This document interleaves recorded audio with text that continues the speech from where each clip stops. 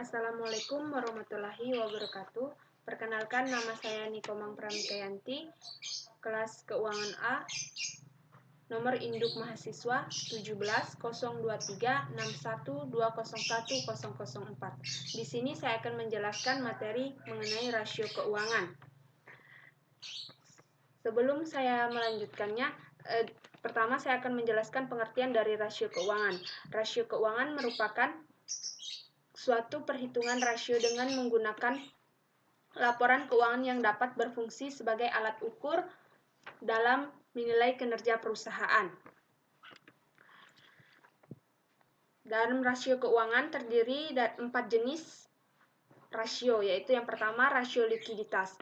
Rasio likuiditas adalah rasio yang menggambarkan kemampuan suatu perusahaan untuk melunasi semua kewajiban yang harus segera dipenuhi atau hutang jangka pendeknya. Ada 2 jenis rasio likuiditas jangka pendek yang sering digunakan, yaitu yang pertama rasio lancar. Rasio lancar ini merupakan kemampuan perusahaan memenuhi hutang jangka pendeknya dengan menggunakan aktiva lancarnya, di mana rumusnya yaitu rasio lancar sama dengan aktivitas lancar dibagi utang lancar dikali 100%.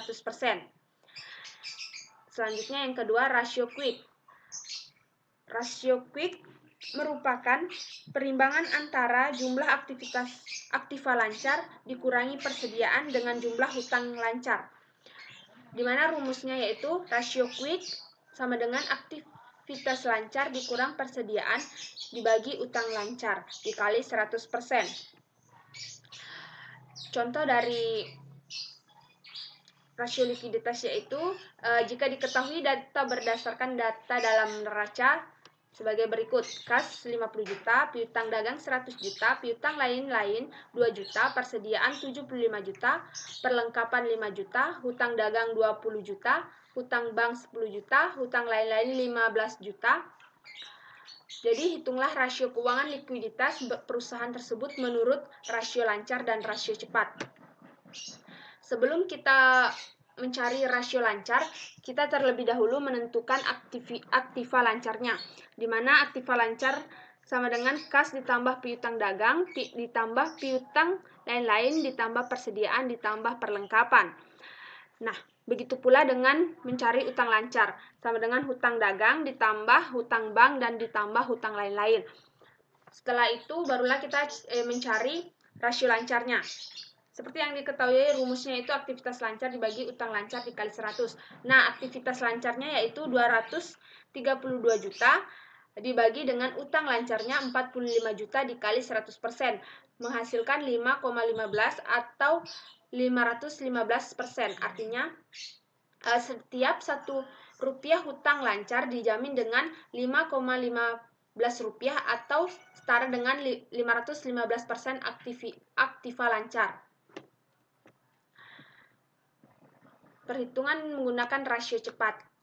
Rumus untuk menghitung rasio cepat yaitu quick ratio sama dengan aktiva lancar dikurang persediaan dibagi utang lancar dikali 100%. Nah, aktiva lancar kan sudah diketahui tadi, yaitu 232 juta dikurang persediaan 75 juta dibagi dengan utang lancar 45 juta dikali 100%.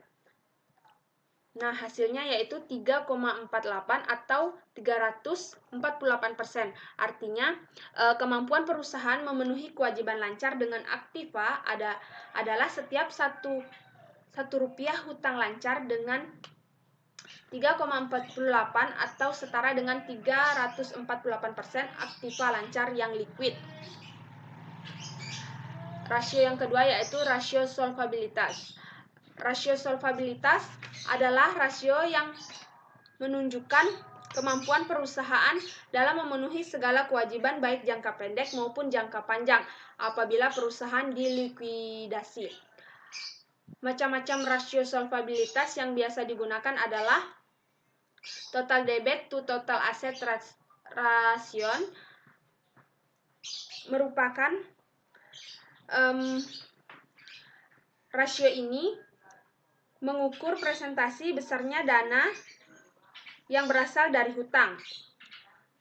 Hutang yang dimaksud di sini semua hutang yang dimiliki perusahaan, baik hutang jangka pendek maupun hutang jangka panjangnya. Nah, rumusnya yaitu debit ratio sama dengan total hutang dibagi total aktiva dikali 100%. Nah, yang kedua yaitu debit to equity ratio. Rumusnya di mana debit to equity ratio atau biasa disebut rasio hutang dengan modal sendiri adalah imbangan antara hutang yang dimiliki perusahaan dengan modal sendiri, di mana rumusnya debit to equity ratio sama dengan total hutang dibagi modal dikali 100%. Contohnya yaitu dari neraca perusahaan Hasan 234 diketahui modal saham 36 juta, piutang 6 juta, kas 2 juta, persediaan 19 juta, aktiva tetap 49 juta, hutang lancar 10 juta, hutang jangka panjang 30 juta, hitunglah solvabilitas perusahaan dengan menggunakan debit ratio dan debit to equity ratio.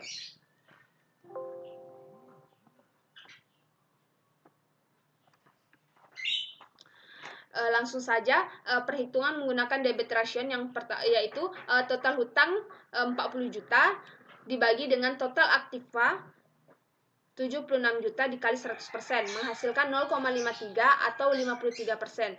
Jadi sebesar 0,53 atau 53% dari setiap rupiah aktiva digunakan untuk meminjam hutang. Perhitungan menggunakan debit to equity ratio.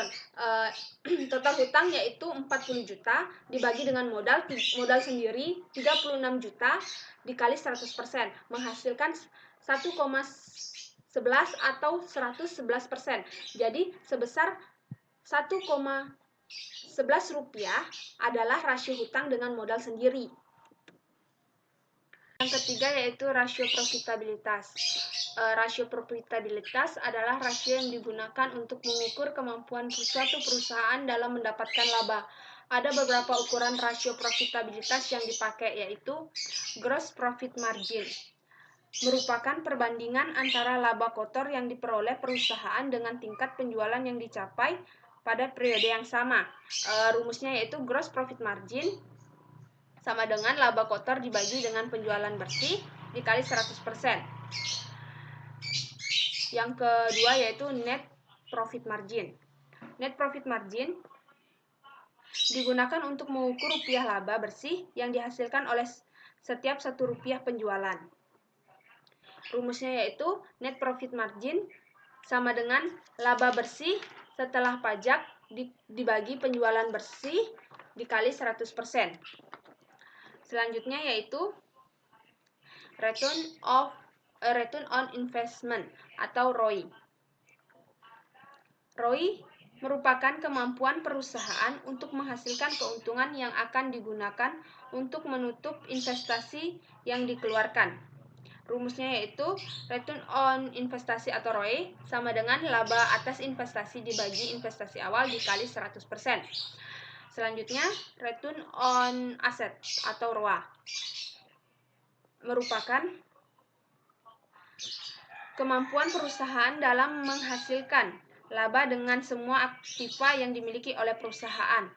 Rumusnya itu return of asset atau ROA sama dengan laba bersih dibagi total aset dikali 100%. Contohnya yaitu laba kotor perusahaan PT Mega Sejahtera 48 juta, total pendapatan perusahaan yaitu 55%. Maka gross profit margin perusahaan PT Mega Sejahtera yaitu seperti yang diketahui rumus tadi yaitu gross profit margin laba kotor dibagi total pendapatan dikali 100%. Nah, di mana laba kotornya 48 juta dibagi dengan total pendapatan 55 juta dikali 100% menghasilkan 87%. Contoh yang kedua yaitu pendapatan penjualan bersih 27 juta, laba bersih setelah pajak 20 juta, margin laba bersihnya atau net profit marginnya yaitu seperti juga yang telah diketahui rumusnya yaitu margin laba bersih setelah pajak dibagi pendapatan penjualan dikali 100%, di mana laba bersih setelah pajak yaitu 20 juta dibagi dengan 27 juta dikali dengan 100%. Margin laba bersih yang dihasilkan yaitu 0,74 atau 74%. Contoh yang ketiga yaitu perusahaan maju bersama melakukan investasi sebesar 500 juta kepada sebuah usaha penjualan produk kendaraan. Perusahaan maju bersama ternyata mendapatkan penjualan sebesar 1000 unit kendaraan, dan dari penjualan tersebut perusahaan mendapatkan keuntungan sebesar 600 juta. Diketahui keuntungan atau laba investasi sebesar 100 juta dan modal atau investasi awal sebesar 500 juta. Jadi diperoleh perhitungan sebagai berikut. Return on investment atau ROI, seperti yang diketahui tadi rumusnya yaitu laba atas investasi dibagi dengan investasi awal dikali 100%. Nah, jadi 600 juta dikurang 500 juta dibagi 500 juta dikali 100% menghasilkan 20%. Jadi diperoleh ROI-nya adalah sebesar 20%.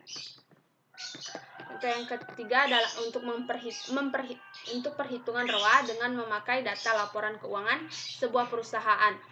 Diketahui laba bersih perusahaan sebesar 180 juta dan total aset 20 juta, maka hitunglah ROA perusahaan.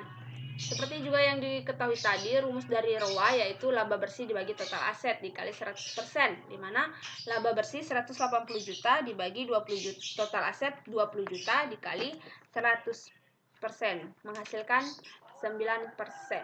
Yang keempat yaitu rasio aktivitas. Rasio ini melihat pada beberapa aset kemudian menentukan beberapa tingkat aktivitas aktiva tersebut pada tingkat kegiatan tertentu. Beberapa rasio aktivitas yang digunakan yaitu yang pertama perputaran piutang. Pada perputaran piutang ini mengukur beberapa kali secara rata-rata piutang yang dikumpulkan dalam 1 tahun. Rumusnya yaitu perputaran piutang sama dengan penjualan dibagi rata-rata piutang dagang. Yang kedua yaitu perputaran persediaan. Seperti halnya perputaran piutang, rasio ini juga menggambarkan likuiditas perusahaan, di mana rumusnya perputaran persediaan sama dengan harga pokok penjualan dibagi dengan rata-rata persediaan. Yang ketiga yaitu perputaran aktiva tetap. Rasio ini mengukur sejauh mana kemampuan perusahaan menghasilkan penjualan berdasarkan aktiva yang dimiliki perusahaan. Rumusnya yaitu perputaran aktiva tetap, penjualan dibagi dengan aktiva tetap. Yang keempat yaitu perputaran total aktiva. Rasio yang terakhir ini adalah rasio perputaran total aktiva, sama seperti halnya rasio perputaran aktiva tetap. Rasio ini menghitung efektivitas penggunaan total aktiva, di mana rumusnya perputaran total aktiva sama dengan penjualan dibagi dengan total aktiva. Contohnya yaitu yang pertama, misalkan perusahaan ABC memiliki penjualan bersih 5.950 dan rata-rata piutang 550. Maka hitunglah perputaran piutang. Seperti yang kita ketahui tadi, perputaran piutang rumusnya yaitu penjualan dibagi dengan rata-rata piutang. Nah, yang di sini diketahui sudah penjualan bersih 5.950 dibagi dengan rata-rata piutang dagangnya yaitu 550 dan menghasilkan 10,81 kali atau setara dengan 11 kali. Jadi perputaran piutang pada perusahaan ABC terjadi 11 kali. Yang kedua yaitu perusahaan ABC memiliki harga pokok penjualan 5.950 dan rata-rata persediaan 250, maka hitunglah perputaran persediaan. Seperti yang kita ketahui tadi, perputaran persediaan rumusnya yaitu harga pokok penjualan dibagi dengan rata-rata persediaan. Nah, yang sudah diketahui harga pokok penjualan 5.950 dan dibagi dengan rata-rata persediaan 250 dan menghasilkan 23,8 kali atau setara dengan 24 kali. Jadi perputaran persediaan ini terjadi 24 kali. Yang ketiga yaitu perusahaan ABC memiliki modal bersih sebesar 5.950 dan aktiva tetap 1.640. Maka hitunglah perputaran aktivitas tetapnya. Seperti yang diketahui, perputaran aktivitas tetap rumusnya itu penjualan dibagi dengan aktiva tetap, di mana penjualan 5.950 dibagi dengan aktiva tetapnya 1.640 menghasilkan 3,62 kali atau setara dengan 4 kali. Jadi perputaran aktivitas tetap terjadi 4 kali di perusahaan ABC. Yang keempat, perusahaan ABC memiliki penjualan 5.950 dan total aktiva 2.400. Maka hitunglah perputaran total aktiva. Seperti yang kita ketahui, perputaran total aktiva rumusnya penjualan dibagi total aktiva, di mana penjualan 5.950 dibagi dengan total aktiva 2.400 dan menghasilkan 2,47 kali atau setara dengan 2,5 kali. Jadi perputaran total aktiva yang terjadi pada perusahaan ABC terjadi 2,5 kali. Itulah hasil paparan materi dari saya. Kurang dan lebihnya mohon dimaafkan. Akhir kata saya ucapkan terima kasih.